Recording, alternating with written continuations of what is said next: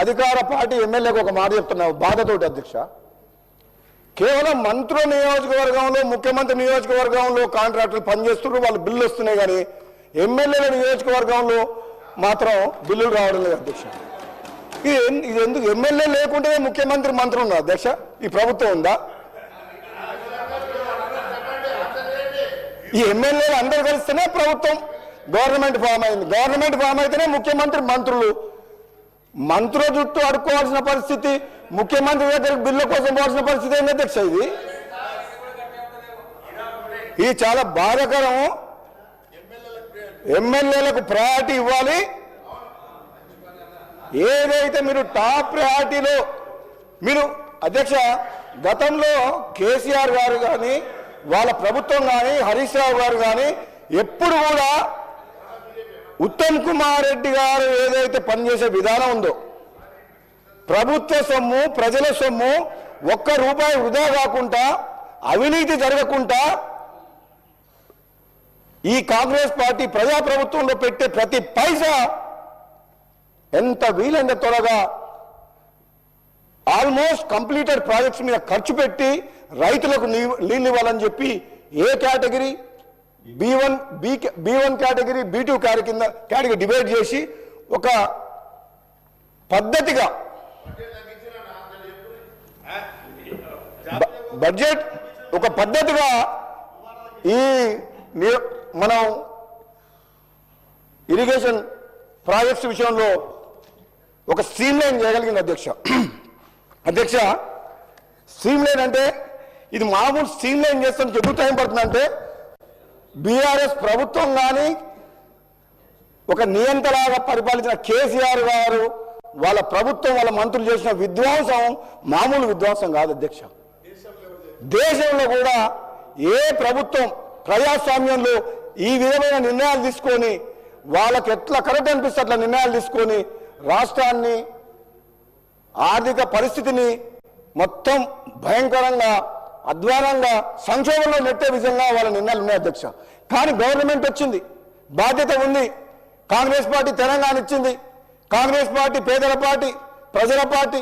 ఈ ప్రజాప్రభుత్వం ఏ విధంగా సరే ఇచ్చిన మాట కట్టుబడి ఈ పేదలకు అండగా ఉండాలి, ఇచ్చిన హామీ నెరవేర్చాలన్న సంకల్పంతో ముందుకు పోతుంది. కానీ నిజంగా ఇది ఒక ముళ్ళ కురీటం లాంటి ఇటువంటి సిచ్యువేషన్ అధ్యక్ష. ఈరోజు మన బడ్జెట్ వాళ్ళు చేసిన అప్పులకు మిత్తి అసలు కట్టుకుంటూ సంక్షేమ పథకాలను కొనసాగిస్తూ మళ్ళీ ఆర్థిక పరిస్థితిని గాడిలో పెట్టాల్సిన అవసరం ఉంది అధ్యక్ష.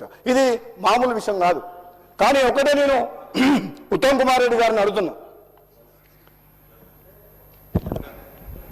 కాళేశ్వరం ప్రాజెక్టు 1,00,000 కోట్ల ప్రాజెక్టు 3 సంవత్సరాల కంప్లీట్ చేసిన అధ్యక్ష. అదే కాళేశ్వరం కంటే ముందు 10 ఏళ్ల కంటే ముందు స్టార్ట్ చేసిన Palamuru Rangareddy lift irrigation scheme మా డిండికి మాత్రం డబ్బులు లేవు, ప్రాజెక్టు కంప్లీట్ కాలేదు. మరి అది ఎట్లా కంప్లీట్ అయింది, ఇది ఎట్లా కంప్లీట్ కాలేదు? మరి ఈ ప్రాజెక్టులో పాలమూరు రంగారెడ్డి ఈ ప్రాంత ప్రజలు, నల్గొండ ప్రజలు, మునుగోడు ప్రజలు, దేవరకొండ ప్రజలు ఏం అన్యాయం చేసిండ్రు, ఏ పాపం చేసిండ్రు? తెలంగాణ ఉద్యమం లేరా? తెలంగాణ కోసం కోమటిరెడ్డి వెంకటరెడ్డి గారు మంత్రి పదవినే త్యాగం చేసిండ్రు. పార్లమెంట్ సభ్యులుగా నేను పార్లమెంట్లో కొట్లాడు తెలంగాణ తీసుకొచ్చినాం. మరి ఈ ప్రాంతానికి అన్యాయం జరుగుతుంటే శాసనసభ్యునిగా మాట్లాడాల్సిన బాధ్యత నా మీద ఉంది అధ్యక్ష. ఈ ప్రాంతంలో ప్రాజెక్టుల పేరు మీద వివక్ష, నార్త్ తెలంగాణ ఒకటి, సౌత్ తెలంగాణ ఒకటి, మహబూబ్ నగర్ అని, నల్లగొండ అని చెప్పి మాట్లాడడం కరెక్ట్ కాదు అధ్యక్ష. దేవరకొండ నియోజకవర్గం, మున్గోడు నియోజకవర్గం, ముఖ్యంగా మున్గోడు నియోజకవర్గం ఉన్న ఫ్లోరైడ్ ప్రపంచంలో ఎక్కడ లేదు అధ్యక్ష.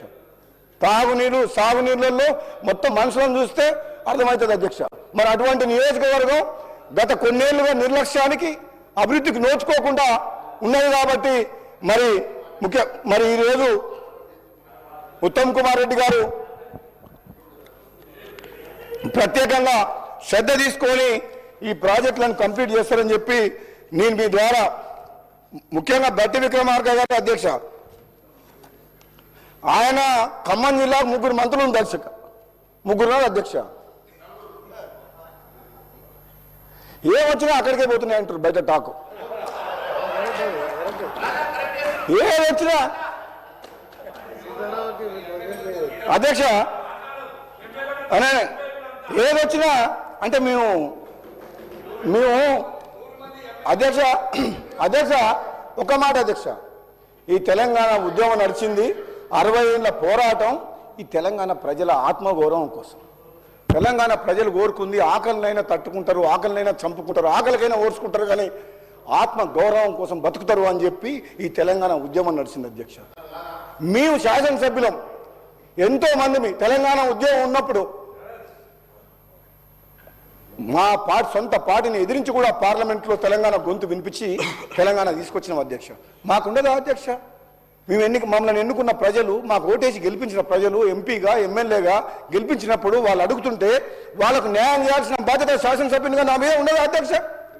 ముఖ్యమంత్రి గారు పదే చెప్తున్నారు, నన్ను కొడంగల్ ప్రజలు గెలిపిస్తే నేను ముఖ్యమంత్రి అయినా కొడంగల్ చేసుకుంటా అన్నప్పుడు ఒక శాసనసభ్యునిగా రాజగోపాల్ రెడ్డికి కూడా ఆ ప్రాంత ప్రజలకు న్యాయం చేయాల్సిన బాధ్యత నాకుంది కదా అధ్యక్ష.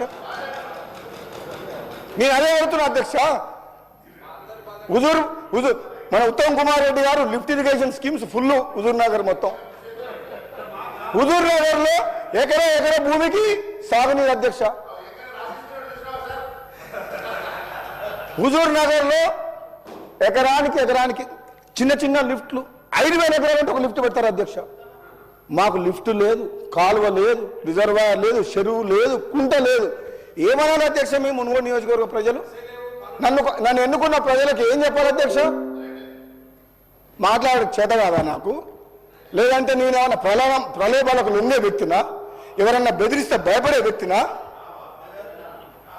దేనికి భయపడని వ్యక్తిని, ప్రలోభాలకు లొంగని వ్యక్తిని మన ప్రభుత్వం ఉండి శాసనసభ్యునిగా నా ప్రాంతానికి అన్యాయం జరుగుతుంటే నేను మాట్లాడకుండా ఉండడం నేరం అధ్యక్ష. ఒకవేళ నేను ఆ ప్రాంత ప్రజలకు న్యాయం చేయలేనప్పుడు ఈ పదవిలో ఉండడానికి అనర్హున్న అధ్యక్ష. నేను 2.5 సంవత్సరాలు అయింది అధ్యక్ష. ఇది ఒక్కరోజు కాదు, 2.5 సంవత్సరాలు అయింది అధ్యక్ష. 2.5 సంవత్సరాలతోటి 2.5 సంవత్సరాల నుంచి బాధపడుతూ మనోవేదన చెందుతూ ఈరోజు అవకాశం వచ్చినప్పుడు మాట్లాడుతున్నా. ఇప్పటికైనా ప్రభుత్వం, ఉత్తమ్ కుమార్ రెడ్డి గారు ప్రభుత్వం చేసే విషయంలో మంచి పనులు చేసి ప్రభుత్వం చేసే విషయంలో మా బట్టి గారు మిమ్మల్ని మెచ్చుకుంటున్నాం. మీరు తొందర మీరేం భయపడుతున్నారు. మాకు ఒకటే అధ్యక్ష, राजगोपाल रेड्डी साहब తెలంగాణ ప్రభుత్వం राजगोपाल रेड्डी साहब 1 मिनट में कंप्लीट करिए. ఒకటి అయిపోగా ఆర్ఎన్బి సబ్జెక్టు. తెలంగాణ ప్రభుత్వం ఇది ప్రజా ప్రభుత్వం. గౌరవ ముఖ్యమంత్రి రేవంత్ రెడ్డి గారి నాయకత్వంలో, బట్టి విక్రమార్క గారి నాయకత్వంలో ప్రాంతాల మీద, నియోజకవర్గాల మీద వివక్ష చూపకండి.